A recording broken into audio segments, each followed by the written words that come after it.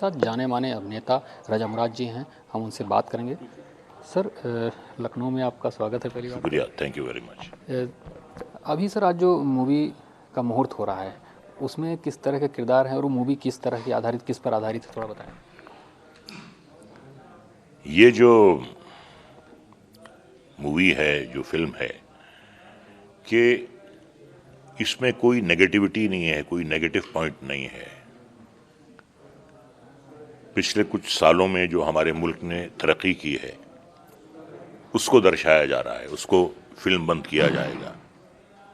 हर चीज जो है वो पॉजिटिव नोट पर है और बॉबी मलिक साहब बना रहे हैं। बॉबी मलिक साहब की जो विशेषता है वो ये है कि इन्होंने वर्ल्ड रिकॉर्ड क्रिएट किया। इन्होंने अयोध्या में रामलीला की थी और उस वक्त जो उसकी टीआरपी थी वो 10 करोड़ से ऊपर थी लाइव। तो ये अपने आप में जो है ये एक वर्ल्ड रिकॉर्ड हो गया था कि कभी किसी भी शो की टीआरपी इतनी नहीं हुई है। एक नेक नियति से जब आप काम करते हैं तो ऊपर वाला भी आपका साथ देता है। इन्होंने हिम्मत की, रामलीला का आयोजन किया इन्होंने अयोध्या में, जिसमें मैं भी अधिरावण की भूमिका मैंने उसमें निभाई थी। अब ये नेक नियति से एक ये प्रोजेक्ट की शुरुआत कर रहे हैं। बहुत अच्छे इंसान हैं, बहुत पॉजिटिव इंसान हैं और हिम्मत मर्दा मदद खुदा। जब इंसान हिम्मत करता है तो खुदा भी उसकी मदद करता है।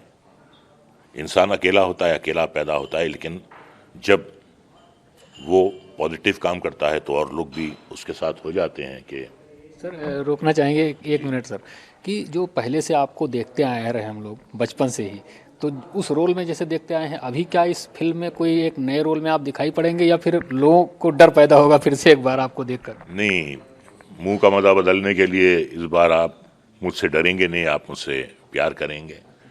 मैं एक कश्मीरी किरदार निभा रहा हूँ जो पॉजिटिव है, अच्छा किरदार निभा रहा हूँ। तो मैंने इनसे यही कहा, बॉबी जी से, मैंने कहा भाई जब आप एक पॉजिटिव नोट पे आप फिल्म बना रहे हैं तो मुझे भी इसमें आप एक पॉजिटिव रोल दीजिए। तो एक पॉजिटिव रोल कर रहा हूँ उसमें। अयोध्या में रामलीला सबने देखा, यहाँ के लोगों ने भी देखा, क्योंकि फिल्म में देखते रहे आप लोगों को।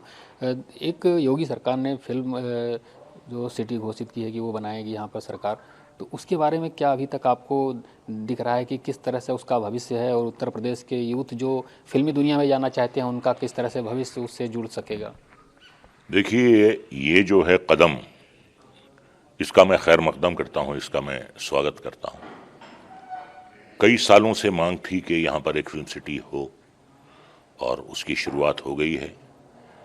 तो यकीनन योगी साहब जो हैं वो मुबारकबाद के मुस्तहिक हैं, क्योंकि देखिए क्या है कि फिल्म इंडस्ट्री में जो योगदान यूपी से ताल्लुक़ रखने वाले कलाकार हों या शायर हों या डायरेक्टर हों, बहुत योगदान रहा है यूपी का। तो इससे क्या होगा, शूटिंग्स होंगी, यहाँ के जो मकामी बाशिंदे हैं उनको रोज़गार मिलेगा, और जो यहाँ के एक्टर्स हैं जो किसी वजह से मुंबई नहीं जा पाते हैं, बड़ी दिक्कतें होती हैं मुंबई में, तो जो मुकामी एक्टर्स हैं उन्हें काम मिलेगा। मैं ये कहता हूं कि आप तमाम सुविधाएं आप प्रोड्यूसर्स को दीजिए, उन्हें प्रोटेक्शन दीजिए, उनकी फिल्मों का आप टैक्स माफ़ कीजिए, उन्हें सब्सिडी दीजिए, लेकिन एक शर्त रखिए कि 20% आपके जो कलाकार होंगे वो लोकल होंगे, यूपी से ताल्लुक़ रखने वालों में से होंगे, यूपी के होंगे।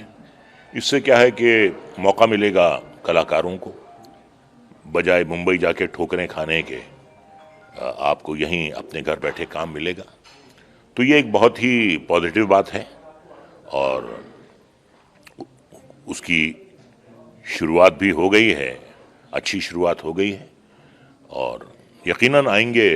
देखिए क्या होता है, कई बार प्रोड्यूसर्स को ये खदशा होता है कि हम यहाँ जाएंगे, क्राउड कंट्रोल हो पाएगा या नहीं हो पाएगा, एक बहुत बड़ी समस्या होती है क्राउड को कंट्रोल करना।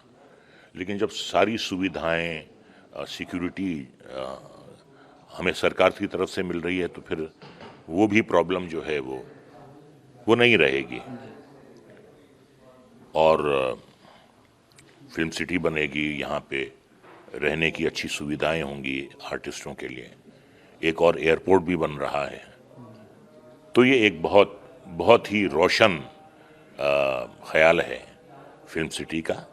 और मैं चाहता हूँ कि जल्द अज जल्द जो है वो एक जामा पहन ले, अमली जामा पहन ले, एक प्रैक्टिकल वे में जल्दी शुरू हो जाए।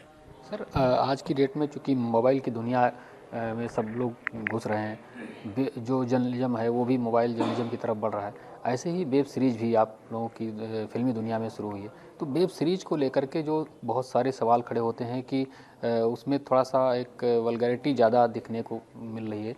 तो क्या इसको कंट्रोल कैसे किया जा सकता है, या फिर इसकी ज़रूरत है? इस तरह से आप किस नज़र से देखते हैं उसको? नहीं, ज़रूरत तो नहीं है, ज़रूरत बिल्कुल नहीं है। अगर सेंसरशिप नहीं है या अगर आपको खुला छोड़ दिया है तो उसका मतलब ये नहीं है कि आप अपने कपड़े उतार दें या आप गालम गलोच पर उतर आएं। ये हमारे मुल्क की तहजीब नहीं है। हमारे मुल्क में ख़वातीन को, महिलाओं को बहुत इज्जत की नज़र से देखा जाता है। आप उनके मुंह से गंदी गंदी गालियां दिलवा रहे हैं, आप महिलाओं को बेइज्जत कर रहे हैं। ये बात जो है ये बर्दाश्त के बाहर हो रही है। आपको खुद एक लक्ष्मण रेखा खींचनी है कि इसके आगे हमें नहीं जाना है। अगर हमें एक फ्रीडम मिला है, अगर हमें एक आज़ादी मिली है, तो हमें उसका फ़ायदा उठाना है, हमें उसका नाजायज़ फ़ायदा नहीं उठाना। ये खुद आपको सोचना है। और अगर पानी सर से ऊंचा हो जाएगा तो फिर सरकार सख्त कदम उठाएगी। और ऐसे भी संकेत आ रहे हैं कि भाई ज़रा अपनी हद में रहो, हद के बाहर मत जाओ, वरना सख्ती हो जाएगी। और उस सख्ती से फिर यह होगा कि हालात जो हैं बेहतर होंगे उससे, क्योंकि बहुत ज़्यादा हो रहा है, बहुत ज़्यादा वल्गैरिटी हो रही है, बहुत ज़्यादा अपशब्द इस्तेमाल हो रहे हैं। उस पर कंट्रोल करना जो है वो बहुत ज़रूरी है। इसको लेकर सरकार को किस तरह कदम उठाना चाहिए सर? कोई मुश्किल नहीं है कदम उठाना। इस बाकायदा एक कमेटी बननी चाहिए, उसकी गाइडलाइंस होनी चाहिए। जितने भी बनाने वाले हैं उनको गाइडलाइंस देनी चाहिए कि इस हद से आप बाहर नहीं जा सकते। सेंसर की भी अपनी गाइडलाइंस होती हैं। अब अगर हम सेंसर नहीं कर रहे हैं आपको, तो इससे आप बाहर मत जाइए। और अगर आप जाएंगे तो फिर हम आपको पकड़ लेंगे। जब कोई भी बाहर से एनआरआई या कोई भी विदेशी हिंदुस्तान आता है तो उसे गुजरना पड़ता है कस्टम से। तो ये भी आप समझिए कि कस्टम है, आपको कस्टम से गुजरना है, कस्टम से गुजरना है। और हद कोई भी आपको पार नहीं करनी है इसमें। तो इस क्या है कि भाई अंग्रेजी में कहते हैं कि क्विक बक बनाना है, इजी मनी बनानी है। तो इनको लगता है कि ये एक बहुत आसान तरीका है। और आज तक जितनी भी हिट या सुपर हिट फिल्में हुई हैं उनमें कोई गंदगी नहीं थी, उनमें कोई वल्गैरिटी नहीं थी। आप शोले देख लीजिए, आप मुग़ल आज़म देख लीजिए, आप दीवार देख लीजिए, आप हम आपके हैं कौन देख लीजिए, दिलवाले दुल्हनिया देख लीजिए, कोई वल्गैरिटी नहीं थी। लोगों का ये ख्याल है कि भाई इस तरह सस्ती और ओछी हरकतें करके हम जल्दी से दौलत कमा सकते हैं और नाम कमा सकते हैं। नाम तो आप नहीं कमाते हैं, आप बदनामी कमा लेते हैं। यकीनन सही बात है कि वल्गैरिटी से कुछ कमाई नहीं की जा सकती।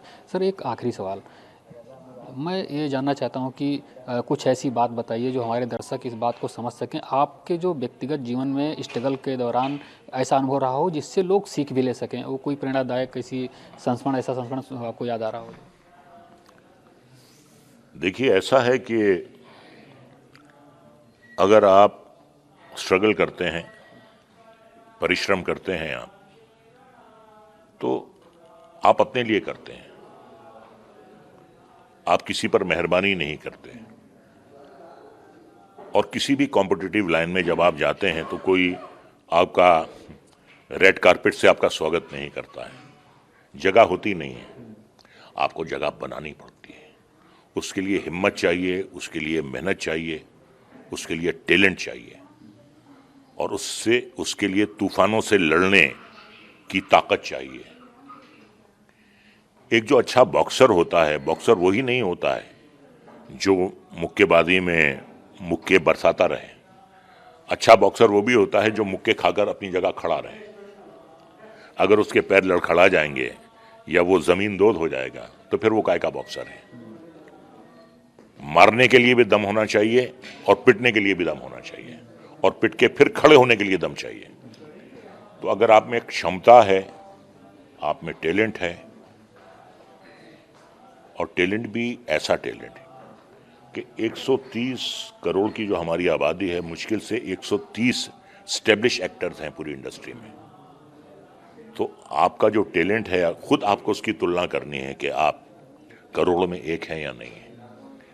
वरना यहाँ पे स्टेज पे काम करना, टिकटॉक बना लेना तो बहुत आसान है, लेकिन जब आप वहाँ जाते हैं, हमारी फिल्म इंडस्ट्री जिसका नाम अब बॉलीवुड ही पड़ गया है, तो वहाँ जाने के लिए आपके अंदर टैलेंट का एक भंडार होना चाहिए। देखिए, मैं आपको उदाहरण देता हूँ। दिलीप कुमार, देवानंद, धर्मेंद्र, शत्रुघ्न सिन्हा, शाहरुख खान, ये सब अकेले आए थे। इनका इंडस्ट्री से कोई ताल्लुक नहीं था, ना कोई किसी के भतीजे थे ना भाई थे। अपनी हिम्मत, अपनी मेहनत, अपने टैलेंट के बल पर ये लोग यहाँ तक पहुंचे। और ऐसे बहुत से स्टार सन्स हैं, स्टार डॉटर्स हैं, भांजे भतीजे हैं, जिन्हें बड़े उम्दा तरीके से लॉन्च किया गया, लेकिन उसका कोई हल नहीं निकला, क्योंकि आप में दम ही नहीं है, आप में टैलेंट ही नहीं है। तो कितनी आपको पैकिंग दी जा सकती है उसकी? आप में दम होना चाहिए, आप में टैलेंट होना चाहिए, आप में हिम्मत करने का जज्बा होना चाहिए, और सही आप अपनी तुलना करें। आप समझ रहे हैं अपने आप को कि मैं यहां हूं, लेकिन हकीकत है कि आप यहां हैं। खुद की तुलना, अंग्रेजी में कहते हैं नो दाई सेल्फ। खुद आपको मालूम होना चाहिए कि आप में कितनी क्षमता है कि आप नेशनल लेवल पर आ सकते हैं। यानी देखिए, जैसे मैं उदाहरण देता हूं, क्रिकेटर्स हैं, कितनी मुश्किल से वो नेशनल टीम में आते हैं। स्कूल में खेलते हैं, कॉलेज में खेलते हैं, यूनिवर्सिटी खेलते हैं, इंटर यूनिवर्सिटी खेलते हैं, अपनी स्टेट से खेलते हैं, जोनल खेलते हैं, दुलीप ट्रॉफी खेलते हैं, रणजी ट्रॉफी खेलते हैं, और वहाँ उन्हें परफॉर्म करना पड़ता है। तब वो फर्स्ट 16 या 18 में आते हैं, फिर उनका चयन होता है नेशनल टीम में। तो वो बात होनी चाहिए। क्रिकेट तो सब खेल लेते हैं, एक्टिंग तो सब कर लेते हैं, डायलॉग तो सब बोल लेते हैं, लेकिन इसकी अगर आपको रोजी रोटी कमानी है तो वो फिर आप में एक सुपर टैलेंट होना चाहिए, उसके बिना काम होता नहीं। बहुत बहुत धन्यवाद सर आपको। क्षेत्र कोई भी हो, उसमें संघर्ष करना ही नहीं, लगातार अपने आप को स्टेब्लिश करने के लिए हर विपरीत परिस्थिति से जूझना भी आना चाहिए। तो इसलिए उत्तर प्रदेश के जो युवा फिल्मी दुनिया में अपना करियर बनाना चाहते हैं, उनको रजा मुराद साहब की इन बातों को ध्यान रखना चाहिए और इसे देखना चाहिए। लखनऊ से कैमरा पर्सन धीरज के साथ दिलीप शुक्ला, ईटीवी भारत।